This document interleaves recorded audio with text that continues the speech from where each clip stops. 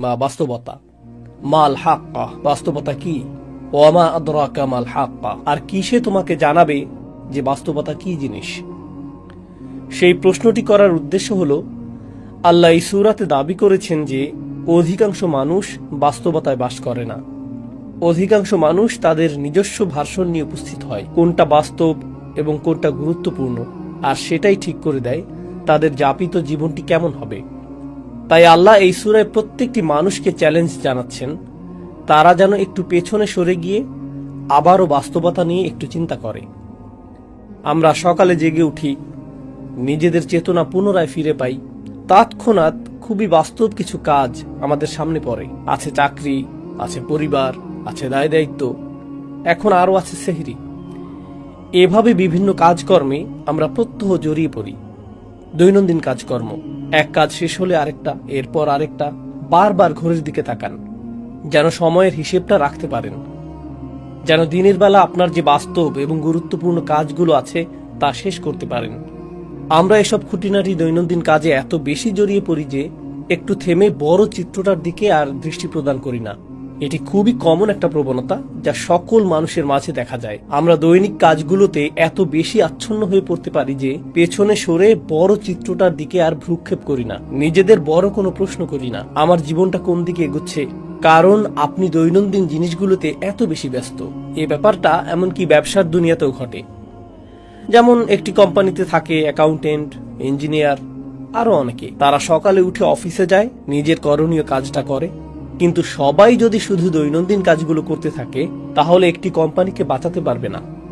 কাউকে না কাউকে ম্যানেজমেন্টে থাকতে হবে যিনি বলবেন, না আমাদের 6 মাসের টার্গেট আছে, আমাদের 1 বছরের টার্গেট আছে। কারো মাথায় বড় চিত্রটা থাকতে হবে। এর উপরে আছে এক্সিকিউটিভ, এর উপরে আছে স্ট্র্যাটেজিস্ট, অ্যানালিস্ট এবং অন্যান্যরা, যাদের কাছে থাকে আগামী 5-10 বছরের প্ল্যান। কারণ শুধু ছোট ছোট ক্ষুদ্র ক্ষুদ্র কাজগুলো করার মাধ্যমে ভীষণ ঠিক রাখতে পারবেন না সবার শেষে কোনটা গুরুত্বপূর্ণ। তো আমাদের ছোট ছোট কাজগুলো আরো বিশাল বিশাল ব্যাপারের সাথে জড়িত থাকে, তাই না? আল্লাহ প্রকৃতির মাঝে এই ব্যবস্থাপনায় সৃষ্টি করেছেন। উদাহরণস্বরূপ মৌমাছি, পিঁপড়া এবং অন্যান্য প্রাণীকুলের মাঝেও দেখা যায় তারা ছোট ছোট কাজ করে। প্রত্যেকটি পিঁপড়া জানে তাকে কি করতে হবে বাসা তৈরির জন্য। প্রত্যেকটি মৌমাছি জানে তাকে মৌচাকের কোন অংশে কাজ করতে হবে। প্রত্যেকেই নিজের ছোট কাজটার কথা জানে, কিন্তু আল্লাহ তাদের ডিজাইন করেছেন আরো বড় কিছু নির্মাণের জন্য। তাদের প্রত্যেকের করণীয় ছোট ছোট কাজগুলোর চেয়েও তারা আরো বৃহৎ কিছুর অংশ। এটা এক ধরনের উপায় যেভাবে আমরা চিন্তা করতে পারি যে বাস্তবতা আসলে কি জিনিস। এই ছোট ছোট কাজগুলো যে আমরা করি, এগুলো যদি আরো বৃহৎ কিছুর সাথে সংযুক্ত না থাকে তাহলে আমাদের কাছে বাস্তবতার প্রকৃত উপলব্ধি নেই। তবে আমাদের দৈনন্দিন কাজগুলো সংযোগহীন। তাই আল্লাহ এই সূরাতে কি করলেন? তিনি বিভিন্ন উপায়ে বাস্তবতার প্রশ্নটাকে বিশ্লেষণ করলেন। আমি এখন যা করব এই 20 মিনিটের কম সময়ে ওই চিত্রগুলোর একটি আপনাদের সাথে শেয়ার করব। যখন আমাদের জীবনের এই সমস্ত ছোট ছোট মুহূর্তগুলোর সমাপ্তি আসবে অতি সত্বর, অথবা পরে এক সময় আমরা মাটির নিচে চলে যাব, এরপর চরম সত্য ঘটনা, চূড়ান্ত বাস্তবতা আরম্ভ হবে। সেই বাস্তবতায় সবকিছু উল্টে যাবে। এখানে এই দুনিয়াতে আমাদের ক্ষুদ্র ক্ষুদ্র কাজগুলো বড় কিছুর দিকে নিয়ে যায়। এভাবেই এই দুনিয়া কাজ করে। আপনি ছোট ছোট কাজ করেন, এমনকি যদি বিশাল কোনো দালান নির্মাণ করতে চান আপনাকে ফাউন্ডেশন দিয়ে শুরু করতে হবে। একটি একটি করে ইট গাঁথতে হবে, একটি করে কাঠের টুকরা, একটি করে পেরেক, অবশেষে তা বড় কিছুতে পরিণত হবে। কিন্তু শেষ বিচারের দিন সবকিছু উল্টে যাবে। প্রথমে বড় কিছু ঘটবে যা ছোট কিছুর দিকে নিয়ে যাবে। এই চিত্রটাই আল্লাহ তুলে ধরেছেন এবং কিভাবে সেদিন প্রকৃত বাস্তবতা অভ্যুদয় হবে। তো আজকের খুতবায় আমি আপনাদের জন্য সংক্ষেপে সেই চিত্রটি আঁকার চেষ্টা করব। সাধারণত খুতবায় আমি একটি বা দুটি আয়াতের উপর ফোকাস করি, কিন্তু ইনশাআল্লাহ কতগুলো আয়াতের সমষ্টির দিকে একত্রে দৃষ্টি দিব। আমরা আল্লাহর অঙ্কিত চিত্রটি বোঝার চেষ্টা করব, ওই চূড়ান্ত বাস্তবতার চিত্রটি। দোয়া করছি আল্লাহ তাআলা আমাদের সবাইকে সেদিনে সফলতা দান করুন। ফাইদা নুফিখা ফিস সূরি নাফখাতুন ওয়াহিদা, অতঃপর যখন সিংগায় ফুৎকার দেওয়া হবে, মাত্র একটি ফুৎকার। সিংগায় ফুৎকার দেওয়ার ধারণাটি আমরা জানি কিয়ামতের দিন 2 বার ফুৎকার দেওয়া হবে। আল্লাহ 2টি হর্নের কথা উল্লেখ করেছেন, কিন্তু এখন আল্লাহ উভয় চিত্রকে এই সূরায় একত্রিত করে দিলেন। তিনি এখানে যা করেছেন এমনকি সিঙ্গা শব্দটি উল্লেখ করার মধ্য দিয়ে এটা কিছুটা কনসেপ্ট মাথায় নিয়ে আসে। মানুষের স্মৃতিতে যদি প্রাচীন আরবের অমুসলিম কারোর সাথে কথা বলতেন কোরআন নাজিলের সময়কালে, কোরআনের শ্রোতাদের অধিকাংশই মুসলিম ছিল না। সে সময়ের মক্কায় বেশিরভাগই মুসলিম ছিল না, আর তারা এই কথাগুলো শুনছিল। তারা যখন সিঙ্গা শব্দটি শুনত, তারা আখিরাত নিয়ে চিন্তা করত না, তারা গায়েব নিয়ে আমাদের মুসলিমদের মতো ভাবত না। তাদের ভাবনাটা ছিল তারা যখন যুদ্ধ করতে যেত, একজন বিউগল বা সিঙ্গা মুখে তুলে ফুৎকার দিত, সাথে সাথে ঘুমন্ত সৈন্যরা জেগে উঠত আর যুদ্ধের জন্য লাইন ধরে প্রস্তুত হয়ে যেত, কারণ যুদ্ধ শুরু হতে যাচ্ছে। সতর্ক সংকেত প্রদানের সময় এটা। বর্তমানেও মিলিটারি ব্যারাকে, মিলিটারি ক্যাম্পে ইত্যাদিতে অ্যালার্ম সিস্টেম, সাইরেন বা হর্ন বেজে উঠলে প্রতিটি সৈন্য জানে তাকে এক্ষুনি প্রস্তুত হতে হবে, ইউনিফর্ম পরতে হবে এবং রেজিমেন্টে গিয়ে দাঁড়াতে হবে। এমনকি যদি 10,000 সৈন্য হয়, 20,000 সৈন্য হয়, প্রত্যেকে তার করণীয় সম্পর্কে জানে। তারা এলোমেলো ভাবে দাঁড়িয়ে থাকে না, সবাই নিজ নিজ রেজিমেন্টে সুশৃঙ্খল ভাবে দণ্ডায়মান। হর্নের আওয়াজ সম্পর্কে বলতে গেলে আল্লাহ আজ্জা ওয়া জাল্লা কোরআনের অন্যত্র বলেন, ওমা ইয়ালামু জুনুদা রাব্বিকা ইল্লা হুয়া, তোমার রবের বাহিনী সম্পর্কে তিনি ছাড়া কেউ জানেন না। এই হর্ন বেজে উঠলে আল্লাহর সমস্ত সৃষ্টি এমনভাবে আচরণ করবে যেন তারা রিজার্ভ সৈন্য। এই সিগন্যালের অপেক্ষায় ছিল নিজ নিজ পজিশনে প্রস্তুত হতে। সকল সৃষ্টি প্রস্তুত। আল্লাহর সকল ফেরেশতা, আকাশমণ্ডলী, মেঘমালা, পৃথিবী সবাই একই পজিশনে মুভ করবে এই মহা ঘটনা সংঘটনের জন্য, এই উপস্থাপনার জন্য। তো ঠিক এরপরে আল্লাহ বর্ণনা করেন, ফাইদা নুফিখা ফিস-সূরি নাফখাতুন ওয়াহিদা ওয়া হুমিলাতিল আরদু ওয়াল জিবাল, জমিন এবং পর্বতমালাকে উপড়ে ফেলা হচ্ছে, বহন করা হচ্ছে। জমিন এবং পর্বতমালাকে বহন করার ধারণাটা অদ্ভুত, কারণ এখন তারা সবকিছু বহন করে। জমিন আমাকে আপনাকে বহন করে, জমিন আমাদের বাড়ি বহন করে, জমিন সবকিছু বহন করে। আর পাহাড় পর্বত বহন করে বিভিন্ন গাছপালা, পাথর এবং এর উপর স্থাপিত অন্য সবকিছু। তাদেরকে কেউ বহন করে না, তারা সবাইকে বহন করে। আল্লাহ ইতোমধ্যেই এমন একটি দৃশ্য বর্ণনা করেছেন যেখানে আমরা যা কিছুকে বাস্তব ভাবতাম তাকে উল্টে ফেলা হচ্ছে, বিপরীত দিক থেকে উল্টো করে ফেলা হচ্ছে। তো জমিনকে উত্তোলন করা হবে, বহন করা হবে, এর সাথে পর্বতগুলোকেও বহন করা হবে। এটা আরো ইঙ্গিত করে যে আমরা যাকে মনে করতাম এটা সব সময় নিজ স্থানে বর্তমান থাকবে, আমরা যাকে ভাবতাম এর ওজন আছে, দেখা যাচ্ছে এরাই ওজন হারিয়ে ফেলেছে, এদেরকেই তুলে নিয়ে যাওয়া হচ্ছে। ফাদুক্কাতান দাক্কাতান ওয়াহিদা, আর একই আঘাতে তাদেরকে চূর্ণ বিচূর্ণ করা হবে, ফলে এরা সমান হয়ে যাবে। ধরুন হাতের মধ্যে নরম ভেজা ডো নিলেন, এরপরে সজোরে নিক্ষেপ করলেন, তখন এটা সমান হয়ে যায়। এই ধারণাটাই আল্লাহ বর্ণনা করেছেন যে সমগ্র পৃথিবীর অবস্থা এরকম হবে। তো পৃথিবীর উঁচু নিচু সব হারিয়ে যাবে। কুরআনের অন্যত্র আল্লাহ এভাবে বর্ণনা করেছেন, ওয়াইদাল আরদু মুদ্দাত, যখন পৃথিবীকে টেনে সমান করে ফেলা হবে। অন্য সূরাতে এসেছে যখন সমুদ্রগুলো ফুটতে থাকবে। সূরাতুল কাহাফে তিনি একে বর্ণনা করেছেন সুআইদান জুরুজা হিসেবে, সমতল ভূমি, পিচ্ছিল ভূমি। আর এখানে তিনি বলছেন এটাকে সজোরে নিক্ষেপ করে সমান করে ফেলা হবে। এখন কোনো কিছুকে সমান করে ফেলার অর্থ হলো একটি মাঠ তৈরি করা হচ্ছে। সমগ্র পৃথিবীকে কেন সমতল ভূমিতে পরিণত করে ফেলা হচ্ছে? আয়াতগুলো অগ্রসর হতে থাকলে আমরা দেখব যে একটি দৃশ্য উন্মোচিত হচ্ছে। তিনি বলেন, ফায়াউমা ইযিন ওয়াকাআতিল ওয়াকিআহ, ওই দিন আসল ঘটনা সংঘটিত হবে। তিনি ইতোমধ্যেই বলেছেন আল হাক্কাহ, আর এখন বলছেন আল ওয়াকিআহ। আল ওয়াকিআহ দারুণ আকর্ষণীয় একটা শব্দ, কারণ এটি এসেছে ওয়াকি থেকে। ওয়াকি অর্থ ভারী ওজন। তো আল্লাহ বলছেন সেদিন ভারী ওজনের পতন ঘটানো হবে। এটি অদৃশ্য জগৎ থেকে চূড়ান্ত বাস্তবতা পতিত হওয়ার বা ঘটার এক অভিব্যক্তি। কারণ সত্য সবসময় ওজনদার হয়, সত্য গুরুতর, সত্যের সারবত্য আছে, আর মিথ্যা হয় ওজনহীন, ফাঁকা। তো আল্লাহ বলছেন তখন ওজনদার সত্য ড্রপ করা হবে, অর্থাৎ তখন চূড়ান্ত বাস্তবতার অভ্যুদয় হবে। অতঃপর ওয়ানশাক্কাতিস সামা, এতক্ষণ যা বলেছি তা পৃথিবীতে ঘটতে থাকবে। সমগ্র পৃথিবীকে সমতল ভূমিতে পরিণত করা হবে। এরপর আল্লাহ বলেন ওয়ানশাক্কাতিস সামা, আকাশকে ছিঁড়ে খুলে ফেলা হবে।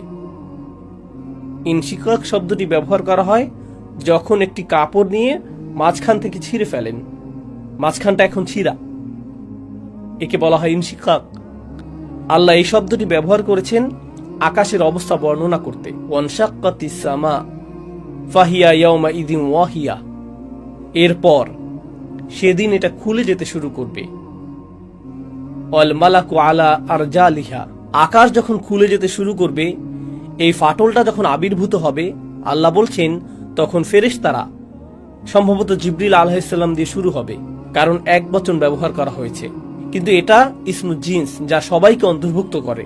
যাই হোক, ফেরেশতারা আকাশের ওই উন্মুক্ত অংশে লাইন ধরে থাকবেন। আমি চাই আপনারা গুরুত্ব দিয়ে বুঝুন এখানে কি ঘটছে। প্রাচীন যুগে যখন সেনাবাহিনী কোনো শহর জয় করতে যেত, দেখা যেত যে প্রাচীন শহরগুলোর চারপাশে বিশালাকার দেওয়াল তুলে প্রতিরক্ষা ব্যবস্থা করা হতো। তাদের থাকতো প্রকাণ্ড গেট, তারা গেটগুলো অত্যন্ত মজবুতভাবে নির্মাণ করত, কারণ শত্রুরা তো আর দেওয়াল ভেদ করে আসতে পারবে না, তাদেরকে আসতে হবে গেট ভেঙে। যদি গেট ভেঙে ফেলা হয়, গেট যদি খুলে ফেলা হয়, তার মানে শত্রুপক্ষ শহর জয় করে ফেলেছে।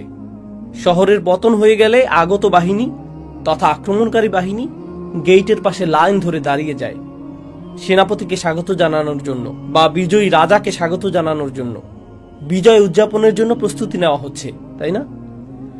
আয়াতগুলোর ভাষাতে ঠিক এরকম একটি চিত্র তুলে ধরা হচ্ছে। শুরুতে জমিনকে সমতল করা হচ্ছে, এরপর আকাশকে ছিঁড়ে খুলে ফেলা হচ্ছে। আচ্ছা, আকাশ ছিঁড়ে খুলে ফেলা বলতে কি বোঝানো হচ্ছে? আপনাদের কেউ কেউ সায়েন্সের ছাত্র বা বাচ্চারা যারা সায়েন্স পড়ে জানে যে আকাশ তো খালি জায়গা, এটা তো ফাঁকা। ছিঁড়ে খুলে ফেলা বলতে কি বোঝাচ্ছেন? আল্লাহ এখানে যা বর্ণনা করছেন তা খুব সহজে ডাইমেনশন দিয়ে বুঝতে পারবেন। আমরা আছি দৃশ্যমান ডাইমেনশনে, যেখানে আমরা একে অপরকে দেখতে পাচ্ছি, আমরা ভাবছি এটাই বাস্তব, কিন্তু ঠিক এই মুহূর্তে আমাদের সাথে ফেরেশতারা আছেন।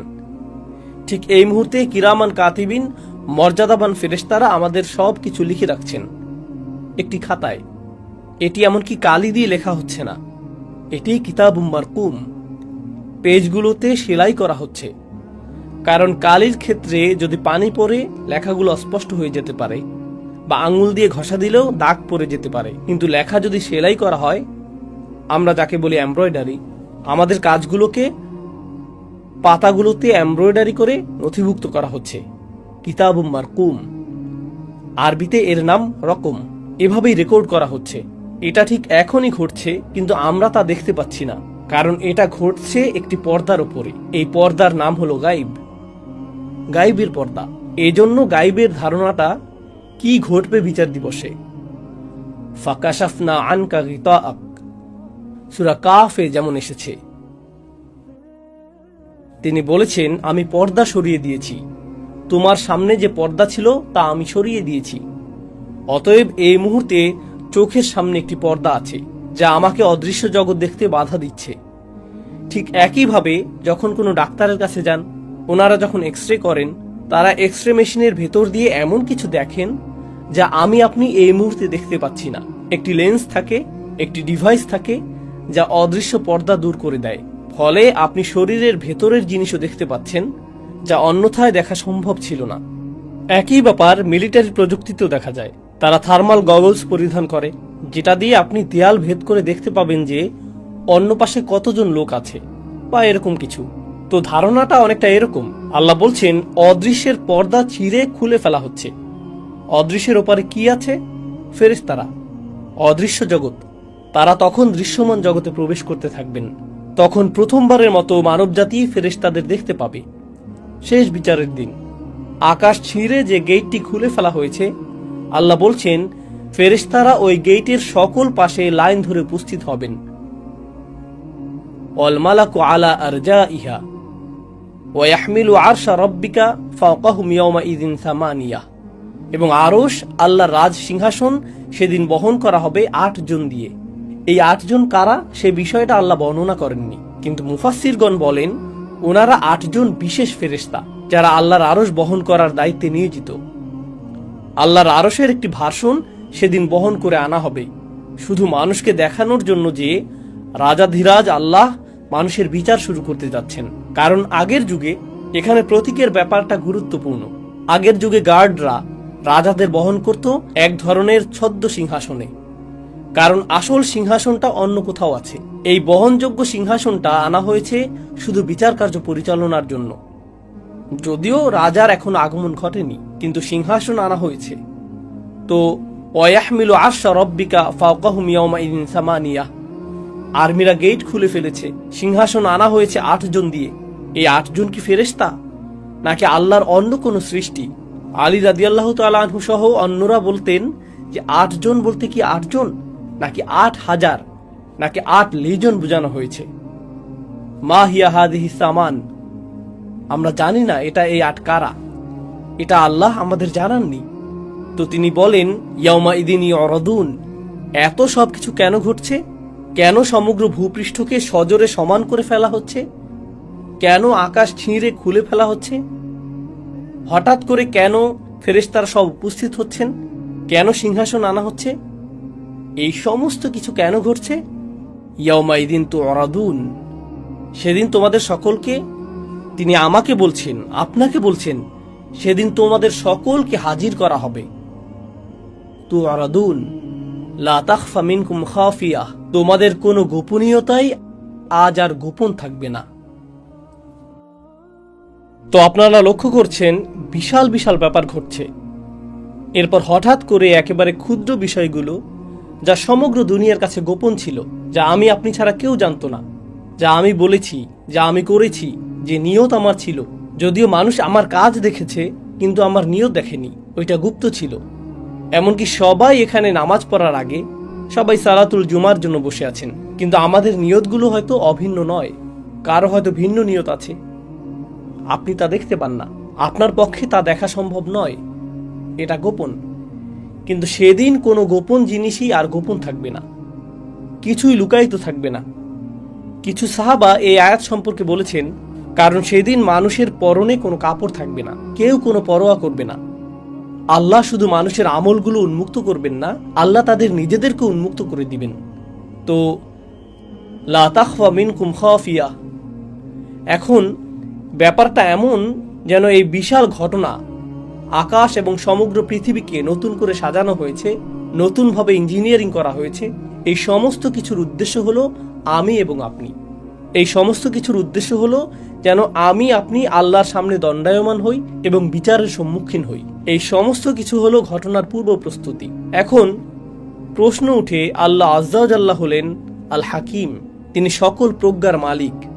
আর আল্লাহ আজ্জা ওয়া জাল্লা ইন্নামা আমরুহু ইযা আরাদা শাইআন আইয়াকুলা লাহু কুন ফায়াকুন, আল্লাহ শুধু বলেন হও আর এটা হয়ে যায়। তো কেউ মারা যাওয়ার সাথে সাথে আল্লাহ বলতে পারতেন অমুককে জাহান্নামে ফেলো, অমুককে জান্নাতে রাখো, তিনি তৎক্ষণাৎ সিদ্ধান্ত নিতে পারতেন।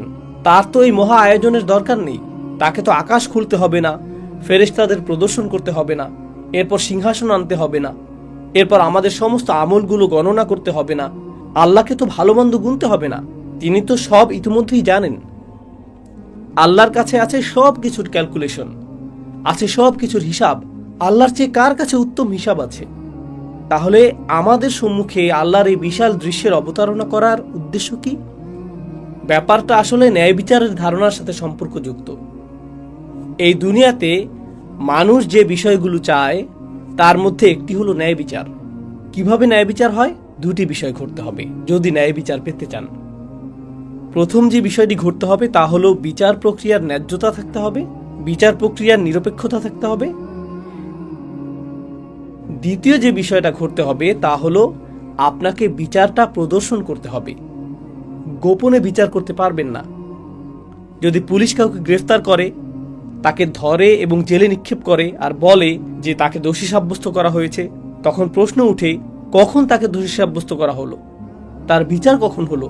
ও, এটা গোপনে করা হয়েছে। বিশ্বাস করুন, বিচারটা ন্যায় বিচার হয়েছে।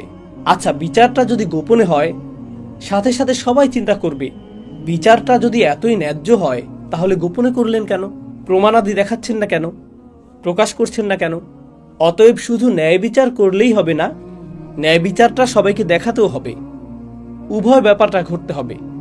কাউকে জাহান্নামে ফেলা হলো, তখন সে বলতে পারে, হ্যাঁ, আল্লাহ আমাকে এখানে ফেলেছেন, কিন্তু আমি খুবই ভালো মানুষ ছিলাম, আমি জানিও না আমি এখানে কেন। আমি তো সৎ জীবন যাপন করেছি, তারা এমনটা বলতে পারে। যদিও তারা ভালো মানুষ না হয়ে থাকে, তবু তারা এই অজুহাতটা দেখাতে পারে, কারণ বিচারটা তো তাদের দেখানো হয়নি, তাই না? প্রকৃতপক্ষে এমনকি সেদিনও কিছু মানুষ অজুহাত দেখানোর চেষ্টা করবে। আল্লাহ কি করলেন? আল্লাহ দেখিয়ে দিলেন, লা তাখফা মিনকুম খাফিয়া, কোনো কিছুই গোপন থাকবে না। ভালো কিছু যেমন গোপন থাকবে না, তেমনি খারাপ কিছু গোপন থাকবে না। আপনি নিজে, আমি নিজে সাক্ষ্য দিব আল্লাহ ন্যায় বিচার করেছেন। এটি একটি ন্যায্য বিচার। এখানে কোনো অন্যায় করা হয়নি, কারো প্রতিই না। ফামান ইয়ামাল মিসকালা যাররাতিন খায়রান ইয়ারাহু ওয়া মান ইয়ামাল মিসকালা যাররাতিন শাররান ইয়ারাহু। অনুপরিমাণ ভালো কাজ এবং অনুপরিমাণ খারাপ কাজও আপনি নিজেই দেখতে পাবেন। এটাই মূল কারণ। এত বিশাল আয়োজন করা হবে এই জন্য যে যেন আল্লাহ প্রদর্শন করতে পারেন বিচারটা কত ন্যায়ানুগ হয়েছে। আমার আপনার চোখের সামনেই এটা ঘটবে। এটা সেই মহাবিচারের প্রস্তুতি। এখন কিছু সময়ের জন্য একটু কল্পনা করুন, আমরা বিভিন্ন ইভেন্টে যোগ দিই। কেউ ঈদ পার্টির আয়োজন করলো, এটা একটা ইভেন্ট। চলুন আরো বড় কোনো ইভেন্টের কথা চিন্তা করি। নতুন প্রেসিডেন্টের শপথ অনুষ্ঠান হবে বা নতুন প্রধানমন্ত্রী নির্বাচন করা হয়েছে, তখন অনুষ্ঠান করা হয়, উদ্বোধনী অনুষ্ঠানের আয়োজন করা হয়। জাতীয় উৎসবের একটি দিন, বিশাল এক ব্যাপার। যখন বিশাল কিছু হয় তার জন্য প্রস্তুতিটাও হয় অনেক বড়। আল্লাহ এত ব্যাপক প্রস্তুতি নিচ্ছেন, এত প্রকাণ্ড আয়োজন। কত যে আয়াতে এই ইভেন্টের প্রস্তুতির কথা এসেছে। সিঙ্গার আওয়াজ থেকে শুরু করে আকাশ ছিঁড়ে ফেলা, ফেরেশতাদের সারিবদ্ধ হয়ে দাঁড়িয়ে যাওয়া, সিংহাসনের আগমন, এই যে এত বিশাল আয়োজন, আমার কৃতকর্মগুলো হিসেবের জন্য, আপনার কৃতকর্মগুলো হিসেবের জন্য। আল্লাহর কাছে আমাদের কর্মগুলো এতটাই গুরুত্বপূর্ণ, অথচ আমরা মনে করি আমাদের কৃতকর্মগুলো ছোটখাটো বিষয়। মনে আছে আমি যে শুরুতে বলেছিলাম, এই জগতে ক্ষুদ্র ক্ষুদ্র বিষয়গুলো বড় কিছুর দিকে নিয়ে যায়। আর বিচার দিবসে কি হবে? সেদিন বিশাল বিশাল ব্যাপারগুলো ঘটবে আমার আপনার একেবারে ক্ষুদ্র ক্ষুদ্র আমলগুলোর হিসাব নিকাশের জন্য। তাই আমাদের মুখ থেকে নির্গত হওয়া কোনো শব্দকে আমরা ছোট করে দেখি না, আমাদের কৃত কাজগুলোকেও আমরা হালকাভাবে দেখি না। এটাই মূল কারণ। অতঃপর তিনি সুবহানাহু ওয়া তাআলা বলেন, ফাআম্মা মান উতিয়া কিতাবাহু বিয়ামিনিহি ফায়াকুলু হাউম ইকরাউ কিতাবিয়াহ। মাত্র 2 মিনিট বাকি আছে, তাই সংক্ষেপে তুলে ধরব। আপনারা নিজে নিজে পড়ুন, ইনশাআল্লাহ এর থেকে উপকৃত হবেন। তিনি বলেন, আর যার আমলনামা তার ডান হাতে দেয়া হবে, যে কেউ যাকে তার আমলনামা ডান হাতে দেওয়া হবে, আল্লাহ আমাদের সবাইকে তাদের অন্তর্ভুক্ত করুন।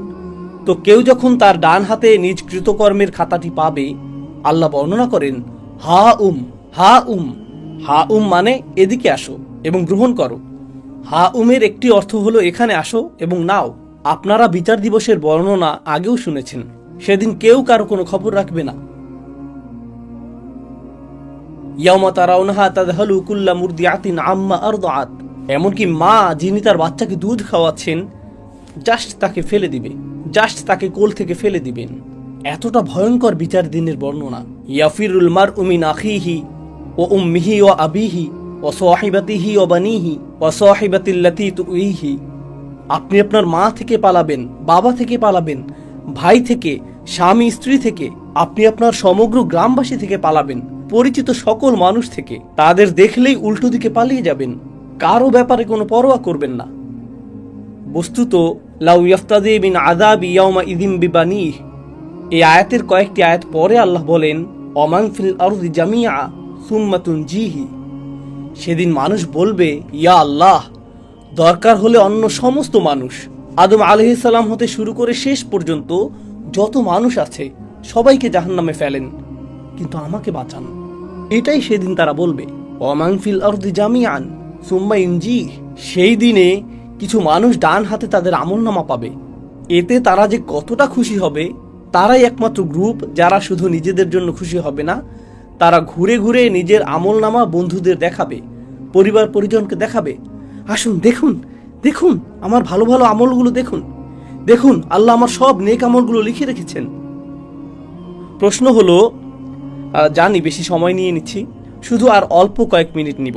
দোয়া করছি আমরা যেন আমাদের আমলনামা ডান হাতে পাই। এমনকি যদিও আমার আমলনামা ডান হাতে পাই, এতে তো শুধু ভালো কাজগুলো লিপিবদ্ধ থাকবে না।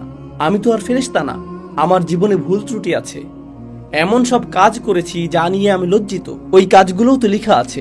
যখন এরকম ভালো এবং খারাপ উভয় ধরনের কাজগুলো লিপিবদ্ধ থাকবে, সমগ্র জীবনের কাউকে কি আমি দেখাতে চাইবো? সে তখন পৃষ্ঠা উল্টিয়ে বলবে, আরে এটা কি, তুমি এই জঘন্য কাজটাও করেছো?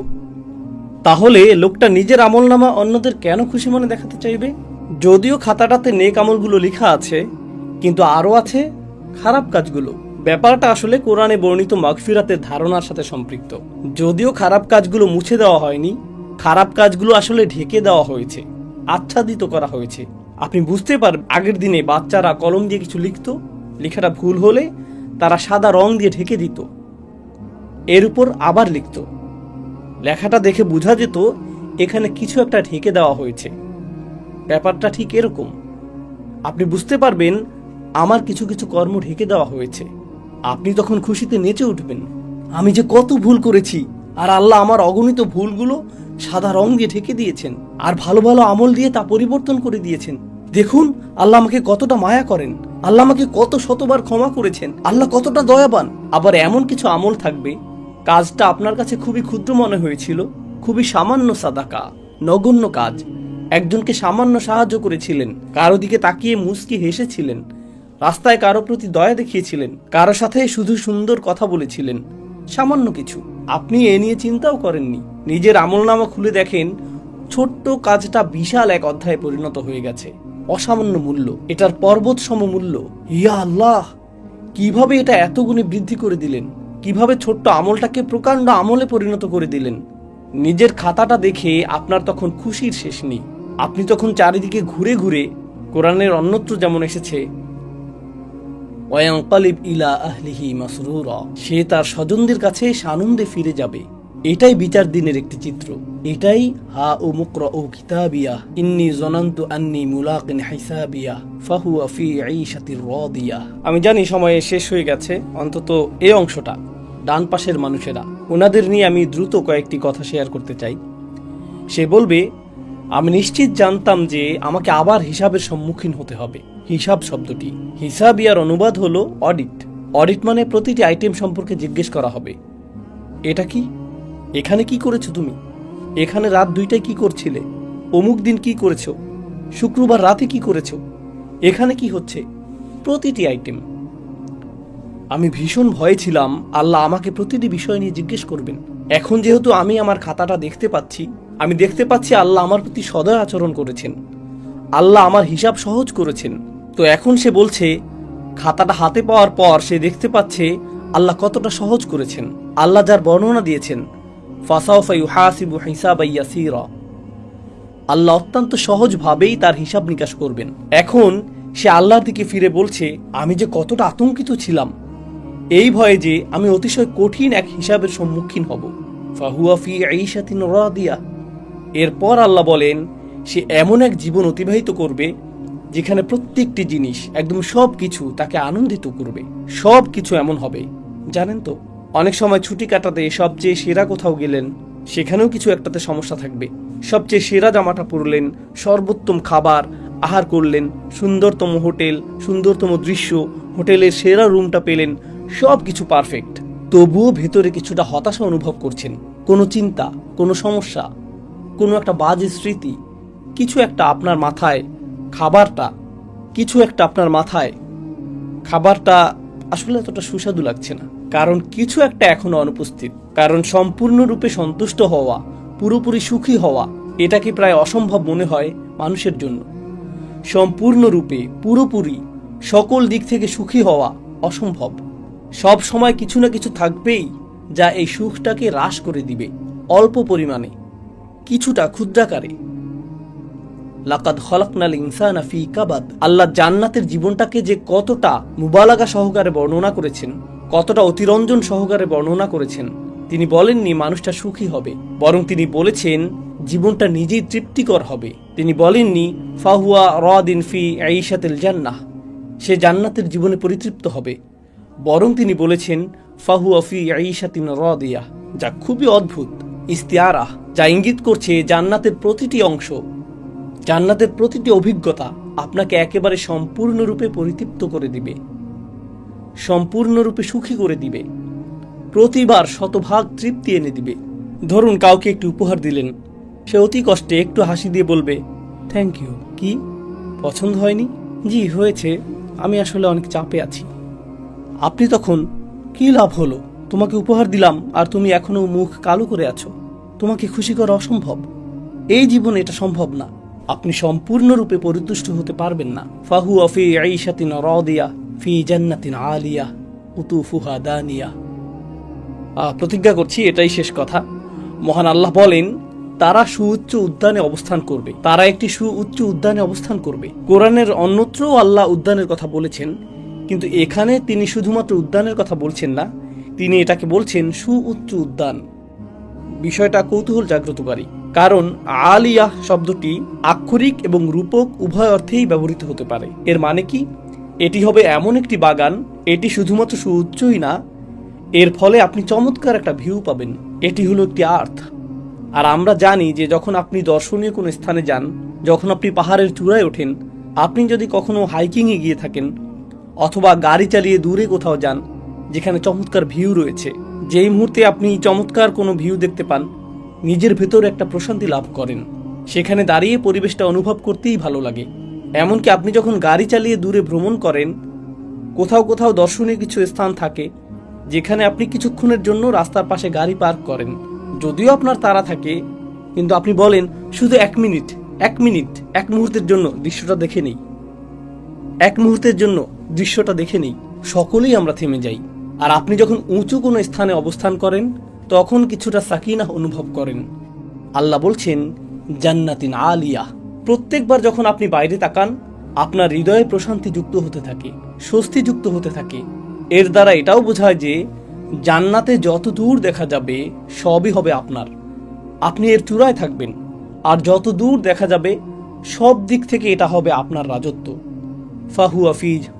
ফাহুয়া ফি জান্নাতিন আলিয়া। তবে এর আরও অর্থ রয়েছে।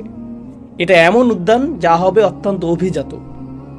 আপনারা হয়তো এরকম কথা শুনেছেন, এরা উঁচু স্তরের মানুষ, এদের অবস্থান অনেক উঁচুতে, এরা উঁচু সমাজের মানুষ।